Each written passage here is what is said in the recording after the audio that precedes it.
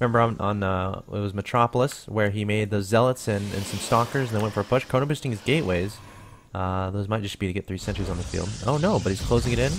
And it looks like he is going to go for a little bit of push here. So, have to see how effective this is. The Roach Warren is going to be a little bit later than it was on Metropolis. And, I don't know, man. Do you think this is going to do a lot of damage? You know, this is really similar, but the only thing is the Roach Warren's a little bit delayed here for Leenock. He's only going to be on Lings right now. His lair is on the way, so it's a pretty quick lair here for the Zerg player. And it looks like the Lings are going to try to go against these Zealots. That's not going to do anything.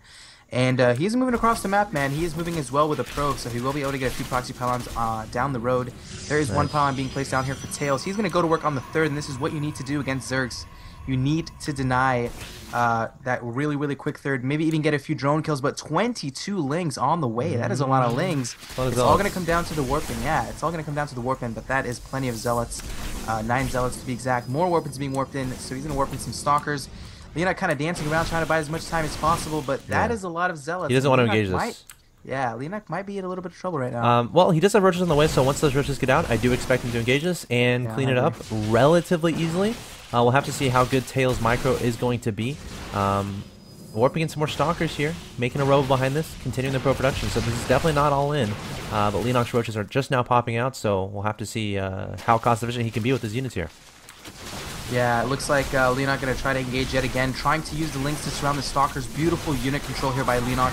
He knows the Zealots are going to be so good against the Lynx. He's going to be able to take out some of these Stalkers. In fact, takes out maybe 4 or 5 Stalkers, but there's just more Warpins and Tails being very, very aggressive. Throwing down an additional pylon. Leenock really trying to focus it down. If he does get the pylon, obviously he's not going to be able to warp in additional units. But 6 Roaches on the way, 16 Lings on the way as well. Upgrades, what upgrades do we have right now? He is going to get +1 on the way here for the Roaches and the Zerglings, but 89 supply to 87. Leenock really thinning in the gap right now in supply count. Is going to get the pylon. One pylon goes down. He's going to get the second pylon, man. Actually, Leenock, oh my god, I think this might be a little bit of a mistake. Focusing down the pylon. There we go. You do not want to get additional warp-ins. And he might lose a third, but I think he will eventually be able to clean this up. Alright, he can't lose his third base. Leenock going to target down some Zealots here, and then the Stalkers. Yeah, Leenock going to clean this up, losing some drones, though.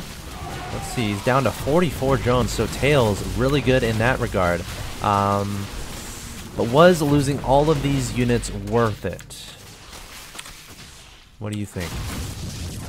What do you think? I think... Okay, you can go ahead. Go ahead. No. Well, I would say if he got his Stalkers out of there, because Stalkers are very mobile, they can outrun those Roaches. Leave the Zealots there, target down the hatchery, kill the hatchery. I think that would have been the best decision there. But Tails was caught in between, you know, trying to kill his opponent, trying to go after drones, trying to micro against units, keeping his Stalkers there. But, you know, Zealots, they don't have as much usability late game as Stalkers do. So, again, I think the best decision there would have been leave your Zealots behind, get your Stalkers out of there. Yeah, and the really important thing about that engagement is Leenock kept the third alive. Yeah, that's huge, because if he loses the third, Tails is going to have an obvious advantage, because you're going to be even bases with the Zerg. Leenock's going to be forced to yet again take a third expansion, delaying his Harvester count, delaying all of his production with the Lover mechanic of the Queens. But it looks like he's going to move across the map right now with the Roaches, and there is a Ling at the third. This is really smart. What about Tails? There is a Warp. Why is he making 3 cannons? I don't understand. Maybe he's he's just going for an all-in. He's going for a 2-base all-in here. Why the cannons, though? So that if Leenock counterattacks, he'll be fine. Adding 2 sentries there, I like it. I like it. I'm okay with it.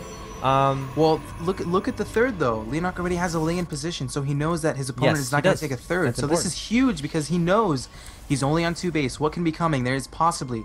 It's actually exactly a 2-base all-in with the Warp Prism, so he is going to be able to warp in additional units, and Leenock makes a lot of Roaches right now.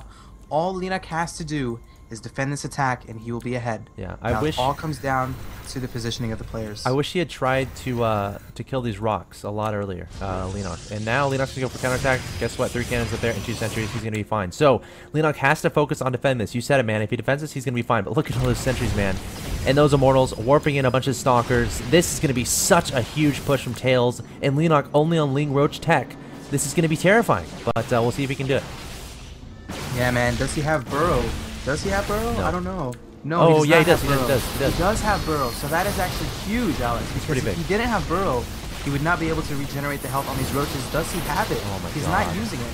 These force fields I don't know so why he's good. Not using it, but the force fields are good by Tails. Looks like they're going to engage. Oh. Tails trapping more of these Roaches. It looks like Tails really going to be able to clean up these Roaches. And more warpings being warped in right now. A bunch of stalkers being warped in, and Tails almost in even supply here for Leenock, as well as Tails. Leenock all the way down to 121 supply. Both players actually exactly in supply right now. Additional first was going down, and just now going to use the burrow. Oh, there's an observer though. Yeah, that's definitely... Wow, such Tails. cool play from Tails. Phenomenal force fields, phenomenal micro. Leenock forced to pull all of his drones, but there's so many units here, so many stalkers, so many immortals. The cost efficiency is absolutely ridiculous for Tails, and Tails gonna take out Leenock 2-1. Look at that units lost tab, man. 10,000 to 5,000, 169 to 39. Absolute ridiculous, stupid cost efficiency there from Tails. Just awesome PrOmise play, and you know, people are asking, God, what can Leenock do against that? It's just the thing. Go ahead. Well, it's just the style from Tails is so cool because the way his build works and the way he progresses throughout the game. The current meta game right now is all right. As a PrOmise player, get my Force Fast Expand down, maybe do one pressure attack, and then go into my Colossus in my third. For the Zerg, the current metagame is, okay, make sure my opponent is Forge Fast Expanding, go up to 80 drones, and make a lot of roaches. And then perhaps get some roaches a little bit earlier to defend and attack. The way Tails plays PrOmise, he leaves so much room for so much potential aggression. And he keeps the Zerg guessing the entire game. He's opening with a gateway every single game. And when your opponent opens with a gateway in ZVP as a Zerg player, you have no idea what's going on. You're like, all right, is he doing an expansion build? Is he doing some aggression? And we saw it there. Tails, his first push, 2 Zealots, a Stalker. Okay. Backing up, transitioning. Transitioning into what is what the Zerg is asking. Guess what? Tails pushes again, this time with a lot of Zealots and a few Stalkers. And then he backs up. Or he does his damage and gets cleaned up, but behind this, making immortals, gets a warp prism, gets some more gateways, and then attacks again, not leaving the Zerg any room to drone up, keeping the Zerg guessing the entire time. So Leenock was stuck. He was stuck on his Roach and his Lynx. You know, ideally you transition into Hydras, ideally you transition into Infestors, ideally you transition into something, but Tails' strategy, Tails' way of playing the game doesn't allow for that. The Zerg can't transition. He's stuck on Ling Roach, and when you have Ling Roach against a billion Stalkers, a billion Sentries, and a billion Immortals with a Warp Prism providing a billion reinforcements, it's incredibly tough. So awesome play there from Tails.